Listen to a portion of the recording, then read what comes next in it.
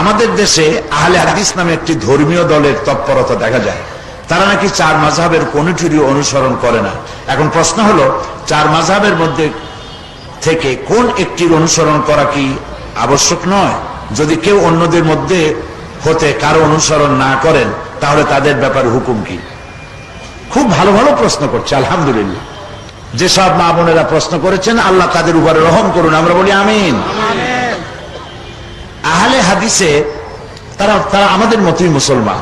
যারা আহলে হাদিস তারা আমাদের মতই মুসলমান। তারা হাদিসকে অনুসরণ করে কোনো গুনার কাম করে নাই। আর যারা মাযহাব অনুসরণ করছে, তারাও মাযহাব অনুসরণ করে কোনো গুনার কাজ করে নাই। আহলে হাদিসের অনুসরণ করে যারা নামাজ, রোজা ইত্যাদি ঈমান আকীদা যেভাবে পোষণ করছে, ওটা সবটাই ঠিক আছে। আর আমরাও মাযহাবের অনুসরণ করে যেটা করছি, এটাও ঠিক আছে। কোনোটার মধ্যে আমি কোনো তারতম্য দেখতে পাই না। আমলের দিক থেকে কিছু পরিবর্তন হয়তো ওরা একটা করতেছে, আমরা আর একটা করতেছি না, এইরকম। কিন্তু ফরজের ব্যাপারে এই ব্যতিক্রম হচ্ছে না। যেমন তারা হাত বাঁধে বুকে, আমরা বাঁধি নাভিতে। নবী করিম সাল্লাল্লাহু আলাইহি ওয়াসাল্লাম দুটোই করেছেন। নবী করিম সাল্লাল্লাহু আলাইহি ওয়াসাল্লাম নামাজের ব্যাপারে কোনো একটির ব্যাপারে হার্ড লাইনে ছিলেন না। তিনি কখনো হাত বুকে বেঁধেছেন, কখনো নাভিতে বেঁধেছেন, কখনো হাত ছেড়েও দিয়েছেন। হাত ছেড়েও নামাজ পড়েছেন, বান্দেনি নেই।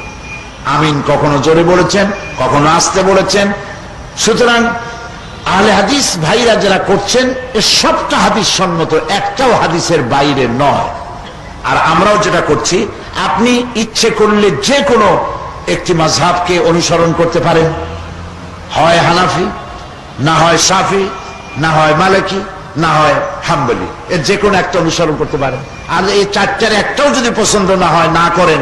যদি আপনি শুধু হাদিস এবং কোরআন অনুসরণ করেন, তাও আপনার শরীয়ত মানা হবে না, এমন কথা কোনো বিজ্ঞ, কোনো মুহাক্কিক আলিম বলবে না।